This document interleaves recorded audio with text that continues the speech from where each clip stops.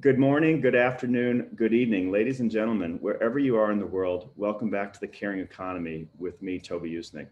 Today, my guest is Zach Buchwald. Zach is the head of the US and Canada institutional business for BlackRock, the $9 trillion asset manager, the world's largest, by the way, which is traded on the New York Stock Exchange under the call letters BLK. Zach is a managing director and heads BlackRock's institutional business across the US and Canada. He leads sales, client service, strategy, and research, and he is responsible for delivering BlackRock's investment capabilities to the firm's institutional clients. Zach also serves on BlackRock's Global Operating Committee and several other committees, and he's executive sponsor for BlackRock's LGBT Employee Network. He's a Harvard grad, and he's also a trustee of New York City's celebrated Public Theater, the producer that brought us Hamilton. And he serves on the board of directors for the Jericho Project, a nonprofit homeless service organization. Zach Buchwald, welcome to The Caring Economy. Toby, I am delighted to be here. Thank you for including me. You know, Zach, for many years, I have cited your CEO, Larry Fink, as a great leader around responsible business. I love his belief that I share that purpose and profit are inextricably linked. And today I'd like to explore how that plays out in your business. You're part of the business in particular. A particular interest to me is your focus on the retirement crisis. But before we get to that, I wanted to ask you to just share with our listeners a little bit about your career journey and how you got where you are today. Sure. Again, thanks for having me. And I've spent 13 years at BlackRock in a couple of different capacities. I came to BlackRock to help create essentially a consulting practice. During the peak of the financial crisis, BlackRock worked on a lot of the problematic situations with the U.S. government, with the UK, and other official institutions, as well as a lot of big banks and insurance companies. It was really to help them deal with the challenges from the financial crisis. And I served in that capacity for several years, and then I went on to lead BlackRock's insurance business, which we call Financial Institutions Group. And 2 years ago, BlackRock asked me to lead our institutional business, which is about $2 trillion that we manage on behalf of pensions, 401ks, endowments, foundations, family offices, healthcare institutions. And that's been quite an interesting challenge.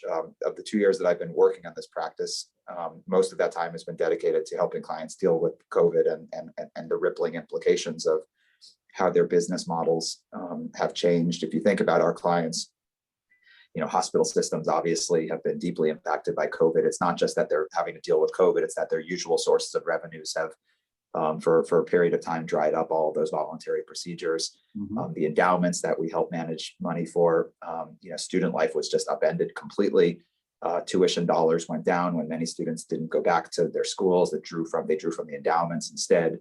The foundations that we manage money for, many of them were deeply impacted.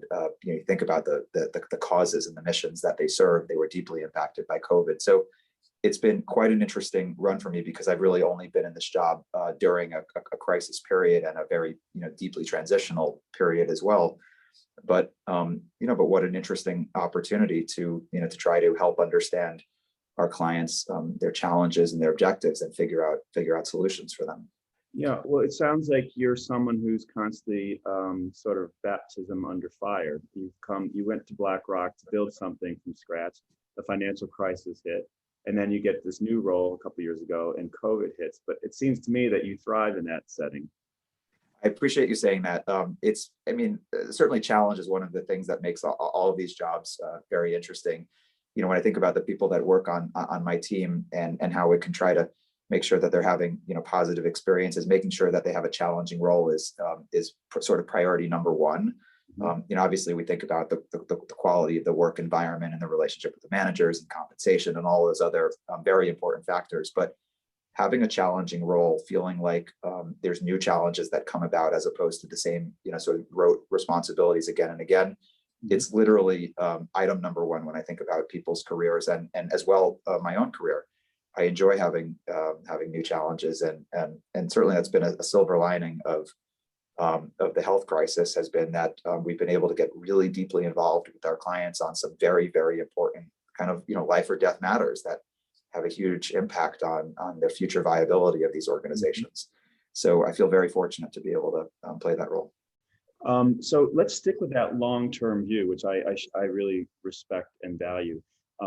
More specifically about the retirement crisis. You've spoken and worked around that issue for a long time. Your clients, as you noted earlier, are largely teachers and police and firefighters, municipal workers, and so forth. They're struggling to retire with some kind of security and some kind of dignity. And I wonder if you might talk a little bit about what you and BlackRock are doing in that area. Sure. I mean, Toby, you used the word crisis, and I think you're correct to do that. We don't often say retirement crisis in America. You think about the crises that we deal with. There's the health crisis. There was the financial crisis. Those are very well known. Mm-hmm. And many of the people probably listening to this podcast have experienced those crises. Retirement crisis is not something that really gets that broadly discussed. But what's happening in America and around the world is, in fact, a crisis. Think about how people would retire in our parents' generation. Many of them worked in corporate America. They had pensions as part of their benefits package. And the majority of people that worked in corporate America had a pension. Yes. And when they retired, they had a guaranteed income stream for the rest of their lives. Now, it might not have been quite as much as they were making during their working period, but it was substantial enough that it was enough for them to live on, usually comfortably, for the rest of their life. And the risk of that pension, the longevity risk, how long people lived, that was borne typically by the companies where they had spent their careers. Well, what's happened, in the last generation is that those pensions slowly converted typically into 401ks, which can also be a good product. But what it does is it's taken the burden of managing one's retirement away from the company and it's put it onto the individual. So if you're lucky enough to have had a good career and to have had access to a proper 401k, a defined contribution program, and maybe to get some contributions from the company that you worked for, even in the best case scenario, what happens when you retire is you're basically delivered a pile of assets and you're then responsible for managing those assets for the rest of your life. And most people, to be honest, the vast majority of people are not really qualified or capable of doing that. Yep. What's also happened is it's like people opt out of those programs. They don't make the contributions. They don't save. The companies, when they go through harder times, they don't make the same level of contributions. And most people that do retire are not retiring with a big, what I'll call a nest egg, a big enough nest egg to actually, not only can't they manage it properly, but it's not necessarily big enough for them to last for the rest of their lives. And on top of that, by the way, people are living a lot longer. That's theoretically a really good thing. They're living longer, healthier lives, but not if you don't have the right assets to support it. Mm-hmm. So what's going on, Toby, in a lot of individual people feel it and they don't necessarily recognize that it's actually epidemic. Across this country and across the world, people are retiring without the resources and without the skills to manage themselves through for the rest of their lives. Mm-hmm. And it's only going to get worse because a lot of pensioners, there's still people retiring that have lived and put together pensions. But all of that is going to roll off in the next several years. And we're now stuck in a system where people just don't have the same level of support. So BlackRock, this is a very long-winded answer, I suppose, but BlackRock is in a position where we manage a lot of those retirement assets, and we think that we can have an impact on the system to try to create. There's no short-term solutions here, but to try to create a better model that includes income where longevity risk is, somehow taken away from the individual, and where people can retire with a little bit more security, with more dignity, and they don't have to worry about if they live a wonderful, healthy life for 30 or 40 more years beyond their retirement, whereas, how are they going to pay their electric bill or their rent or their mortgage? And there's a lot of steps that we're taking to do that. We work with companies to try to evolve the existing 401k model. It reflects some of the shortcomings from the old pension model, but it has its own shortcomings. And we're working with a number of companies to try to evolve that model to include some of the things like lifetime income that we think are really important to helping individuals have better, healthier, longer, successful retirements. I think what you're describing is quite palpable, frankly. It's not necessarily, as you've implied, people don't necessarily have the word or the awareness about what it is, but they're feeling it. And it manifests itself, I think, in all kinds of ways, from strident nationalism to fear of the other, however or whoever that might be.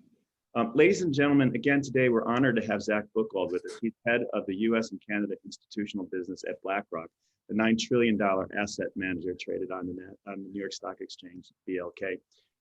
Zach, I wanted to ask, because of what you just shared with us, how does one institutional or individual get in touch with you or your colleagues at BlackRock if they like what they're hearing? Sure. I mean, I'm pretty accessible on the interwebs. I'm a LinkedIn user, so if that's how folks are accessing this podcast, they can find me that way. And I can certainly direct traffic around BlackRock for to find the right experts. The business that I look after, we have segment heads for every part of the institutional business. So deep expertise in the hospital systems, foundations, endowments, family offices, pensions, 401ks, you name it, and dedicated. Ask for Zach. What's that? Just ask for Zach. Big team of people, and we can always help everybody find the right source. That's terrific. So Zach, let's talk a little bit about DE&I. Why and how do you focus on DE&I at BlackRock? Sure. Well, listen, I've been at BlackRock for 13 years, and during that time, we, like the rest of corporate America, have been on a bit of a journey. But really, since I arrived, Toby, we've been talking about diversity and inclusion a lot at BlackRock.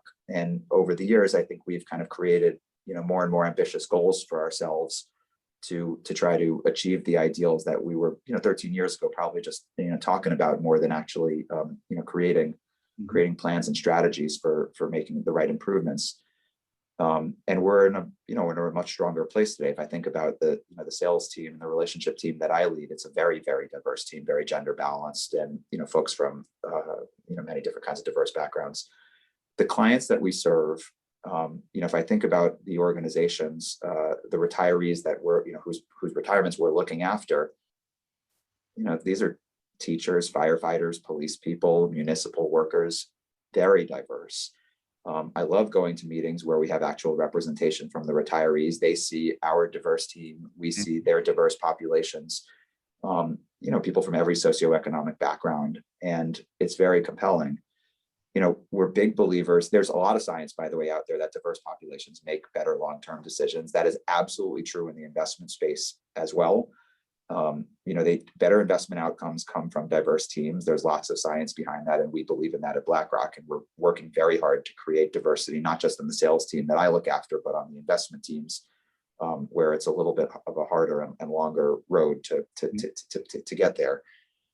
And then, listen, the last thing I'll say is, we're more than 16,000 people, and it's not always an easy, perfect straight line to getting there. And we've had bumps in the road at BlackRock. And some of your listeners might have read, have read about experiences that people have had at BlackRock that haven't lived up to the ideals that we're putting forward. And we take those very, very seriously. There are no illusions at the top of the house at BlackRock that everyone has had a happy and successful experience and supportive experience, especially people from diverse backgrounds. And those are moments where we really get to take a good hard look at the organization and try to figure out ways that we're just going to keep working hard to do better.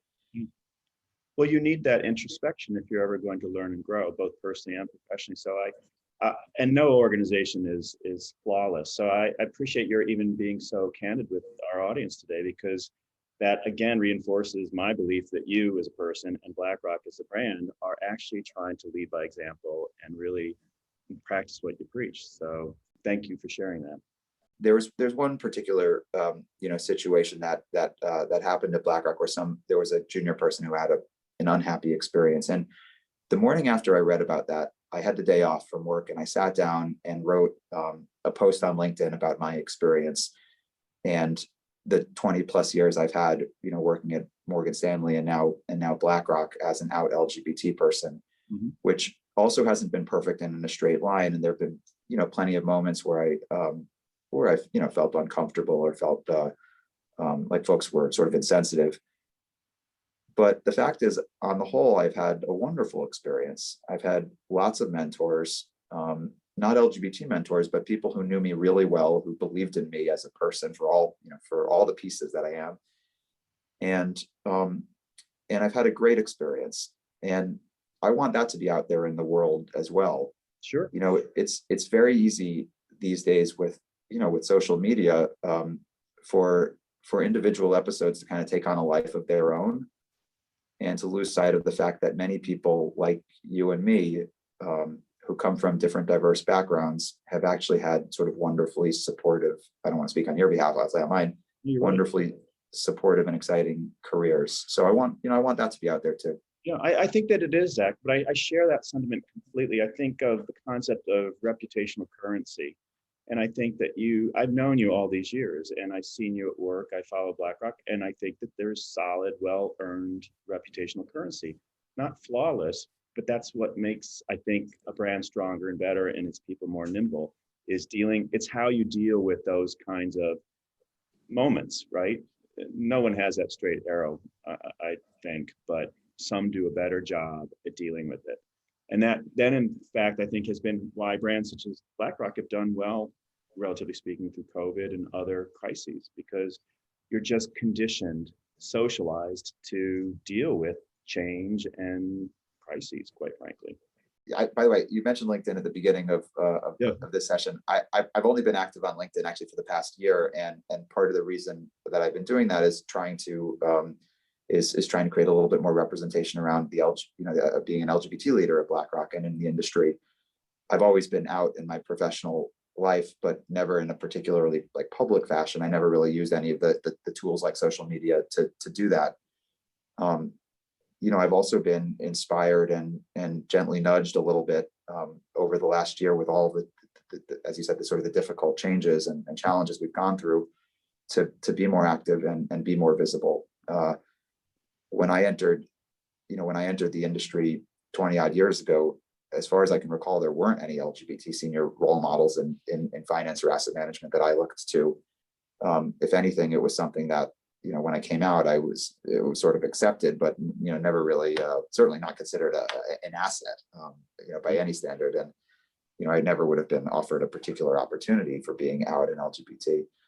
And the world is changing in a positive direction for sure in that regard. And, I consider it a great privilege, but also a little bit of an obligation to help usher in that change where I can.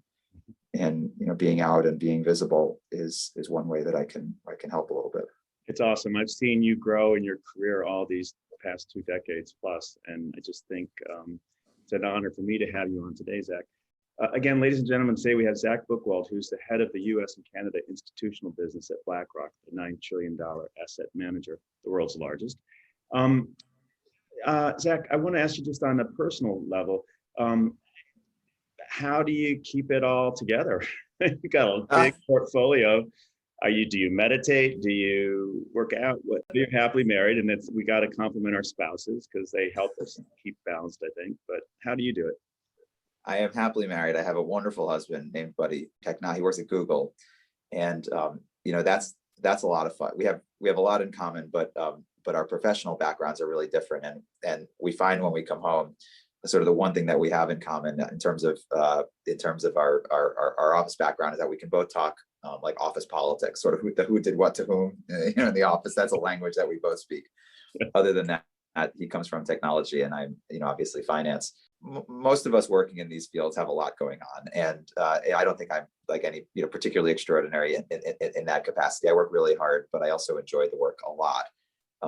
I know that I'm lucky in that every morning when I wake up, every morning I'm excited to come to the office. Yeah. And it hasn't always been that way, but it's been that way for a while. And I feel very fortunate to be in that position that I can, that I enjoy the work, that I feel motivated. Mm-hmm. I like the firm that I work for a lot. I find BlackRock to be an inspiring place. And, the bigger you get, the harder it is to stand for what you believe in, because the world is, for better and for worse, a diverse place. And when you kind of take a stand on issues like sustainable investing, that doesn't always, that does not always play. I can tell you that as the head of the U.S. business, it does not play everywhere in America. But we're doing it because we think it's the right thing.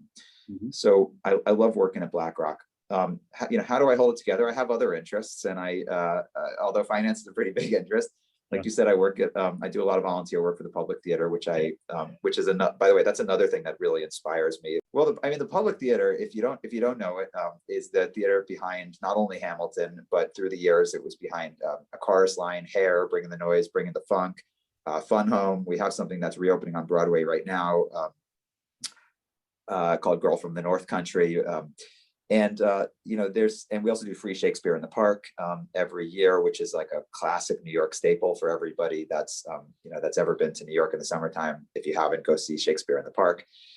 The Public Theater is a wonderful and historic institution that is as close to the U.S. has to a national theater.